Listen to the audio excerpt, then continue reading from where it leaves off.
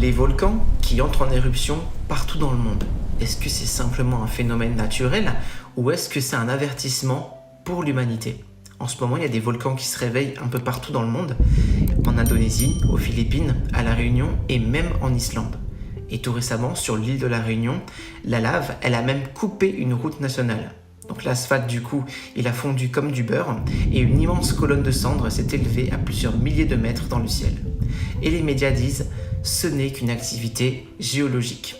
Mais la Bible, elle nous montre que certains phénomènes dans la nature peuvent aussi être des signes qui appellent l'humanité à venir réfléchir. Et justement dans la Bible, dans le livre de l'Apocalypse, le chapitre 9 au verset 18, il est question de feu, de fumée et de soufre dans les temps de jugement. Et quand on regarde notre monde aujourd'hui, on voit d'un côté les guerres et de l'autre les tremblements de terre, les volcans, les catastrophes naturelles et les phénomènes météorologiques extrêmes. Et donc, dans le même temps, on voit aussi beaucoup de confusion morale. On voit des mensonges présentés comme la vérité. On voit des cœurs qui deviennent de plus en plus froids. Peut-être qu'on ne vit pas seulement les derniers temps, mais qu'on est en fait très proche d'un moment décisif pour cette humanité. Donc, beaucoup se demandent encore en quelle année le Seigneur va-t-il revenir? Mais la vraie question, elle est plutôt comme ça. Si Jésus, il te dit aujourd'hui, je suis à la porte, est-ce que toi, tu es prêt?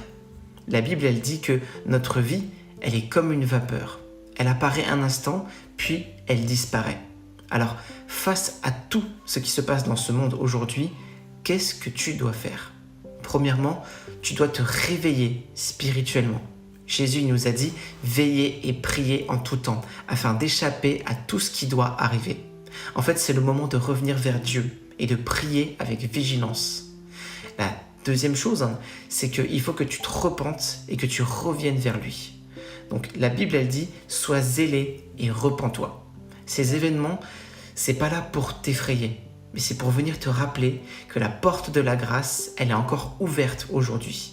Alors, ne me dis pas « je me repentirai demain », parce que demain, on n'est pas sûr que ça nous appartienne. Et la troisième chose qu'il faut que tu fasses à partir de maintenant, c'est de chercher la vérité, et pas seulement de chercher le spectaculaire. Il y a beaucoup de gens qui regardent des vidéos de catastrophes et des vidéos qui parlent de la fin du monde sur Internet, mais ils ne laissent jamais la parole de Dieu transformer leur cœur. Dieu, il ne cherche pas des spectateurs qui vont lui dire « Oh Dieu, ce que tu fais, c'est impressionnant ». Dieu, il cherche des personnes qui vont lui dire « Seigneur, change mon cœur ». Alors, pose-toi cette question maintenant. Si le Seigneur, il revient maintenant, est-ce que toi, tu auras ton nom dans le livre de vie? Et est-ce que tu seras vraiment prêt à rencontrer Jésus?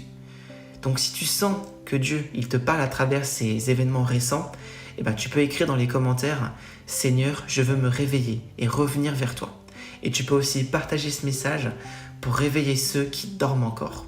Souviens-toi aussi de cette promesse dans la Bible. Lorsque l'Esprit de vérité il va venir, il va conduire les croyants dans toute la vérité. Alors, si tu veux aussi mieux comprendre toutes les prophéties bibliques, tu peux rejoindre le groupe d'études bibliques qui est dans ma bio au-dessus ou alors le numéro qui s'affiche à l'écran. Il ne faut pas qu'on attende aujourd'hui que la porte de la grâce, elle se ferme. Il faut qu'on prenne cette opportunité maintenant pour revenir vraiment vers Dieu. Je te souhaite une excellente journée. Au revoir.